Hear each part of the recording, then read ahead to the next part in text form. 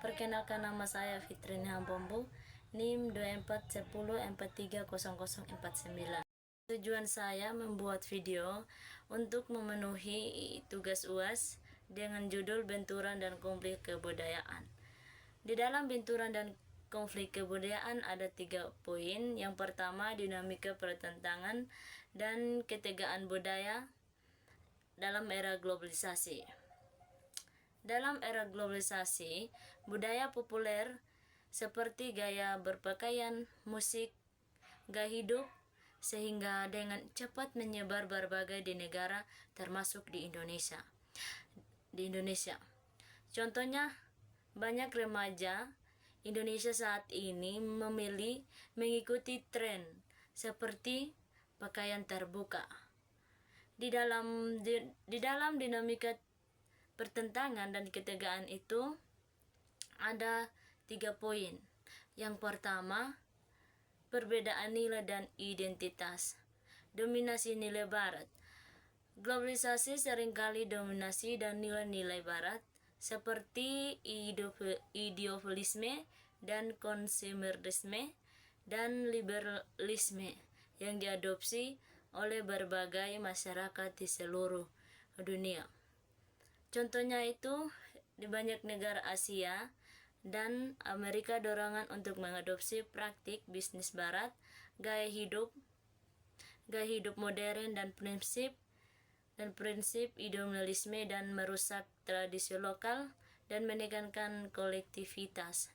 Konflik ketika nilai-nilai barat dianggap sebagai norma global, komunitas lokal mungkin merasa terancam dan beraksi dengan menolak pengaruh eksternal atau berusaha lebih keras mempertahankan tradisi mereka. Poin yang kedua itu pertikaian sumber daya. Persaingan globalisasi meningkatkan kompetensi untuk sumber daya baik secara ekonomi maupun budaya. Contohnya itu, di banyak negara di Afrika, kehadiran perusahaan pertambangan dan perkebunan seringkali menyebabkan pengembalian lahan tradisional yang sebelumnya digunakan oleh masyarakat setempat untuk petani dan aktivitas sehari-hari. Konflik ketegangan akibat kompetisi sumber daya ini dapat berujung pada konflik bersenjata, demonstrasi, dan gerakan sosial. Poin yang ketiga itu resistensi terhadap perubahan. Melestarikan budaya menanggapi globalisasi yang dianggap mengancam identitas dan tradisional. Contohnya, munculnya gerakan anti-globalisasi sebagai negara merupakan bentuk pembelaan terhadap apa yang dianggap sebagai serangan terhadap budaya lokal. Ini menolak globalisasi karena dianggap merugikan. Konflik penolakan ini dapat terwujud dalam bentuk gerakan sosial, protes, atau bahkan aksi kekerasan. Yang kedua, peran media sosial dalam benturan dan konflik kebudayaan. Media sosial telah menjadi elemen yang tak terpisahkan dalam kehidupan dan memiliki dampak signifikan pada dinamika budaya. Platform ini memiliki kemampuan untuk meningkatkan atau merusak konflik dan benturan budaya melalui beberapa cara menguatkan ketegangan. Penyebaran informasi yang menyebabkan ketegangan. Media sosial berfungsi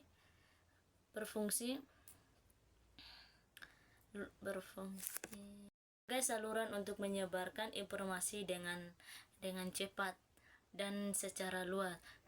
Sayangnya, hal ini juga memberi kesempatan bagi memunculnya berita palsu dan ujaran kebencian. Informasi yang salah atau proaktif dapat memperdalam perpecahan yang sudah terjadi atau bahkan memicu munculnya konflik baru. Contohnya itu berita palsu mengenai kelompok minoritas tertentu dapat menimbulkan sentimen negatif dan kekerasan terhadap mereka. Yang ketiga itu manifestasi benturan dan konflik kebudayaan dalam berbagai sektor kehidupan. Globalisasi dengan dampaknya yang luas tidak hanya memberikan kesempatan tetapi juga menghadirkan tantangan berupa bentrokan dan konflik antara budaya. Nah, di dalam manifestasi benturan dan konflik kebudayaan itu ada 4 poin. Yang pertama itu politik, identitas etnis dan budaya. Seringkali identitas etnis dan budaya menjadi pemicu ketegangan politik dan berbagai di negara. Kebijakan yang dinilai menguntungkan satu kelompok budaya atau menimbulkan protes dan perlawanan dari kelompok lain, menghasilkan konflik yang berlarut-larut. Nah, contohnya di Myanmar gesekan antara etnis dan pemerintahan seringkali menunjukkan peran identitas etnis sebagai faktor utama dalam perselisihan politik. Kebijakan yang dianggap tidak adil pada menyebabkan kekerasan dan pengungsi masalah.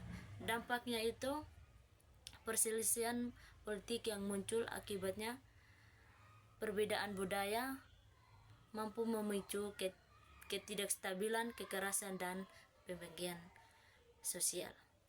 Poin yang kedua itu ekonomi. Ketidakadilan ekonomi.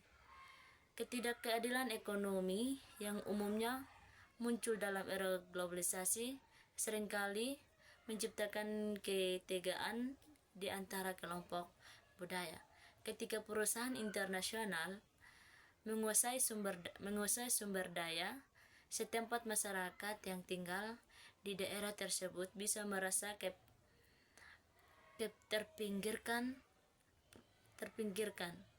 dan berjuang untuk hak-hak mereka. Nah, contohnya di banyak negara munculnya proses terhadap perusahaan tambang yang dianggap merusak lingkungan dan mengambil sumber daya, mencerminkan pertikaian antara mereka yang mengejar keuntungan dan mereka membela hak atas tanah dan sumber daya. Dampaknya, ketegangan dalam bidang ekonomi berpotensi menyebabkan protes, gerakan sosial, dan bahkan konflik bersenjata. Poin yang ketiga itu sosial. Segregasi dan diskriminasi. Konflik budaya dapat mengaruhi hubungan sosial, menghasilkan segregasi dan diskriminasi di masyarakat. Ketegangan itu antara kelompok dari budaya yang berbeda bisa menyebabkan isolasi sosial serta konflik antara komunitas.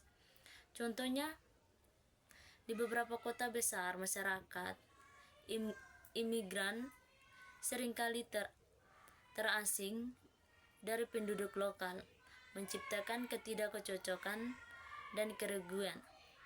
Hal ini dapat mengarah pada diskriminasi, kesulitan dan akses layanan serta konflik antara kelompok. Dampaknya itu segregasi dan diskriminasi berpotensi memecah belah masyarakat, mengangkat angka kesenjata dan menyulitkan pembentukan komunitas yang inklusif. Poin yang keempat itu budaya. Benturan budaya konflik sering memuncul ketika nilai-nilai tradisional bertentangan dengan nilai modern yang dibawa oleh globalisasi. Nah, contohnya diskusi tentang hak-hak perempuan dan norma gender seringkali membuka ketegangan antara budaya lokal dan pengaruh internasional, pertikaian dan mengenai hak-hak di negara-negara dengan nilai konservatif yang kuat juga menjadi cermin benturan nilai budaya. Nah, dampaknya itu konfrontasi nilai budaya bisa menyebabkan konflik moral, pembekuan sosial, serta kesulitan dalam pembangunan masyarakat yang bersifat toleransi inklusif.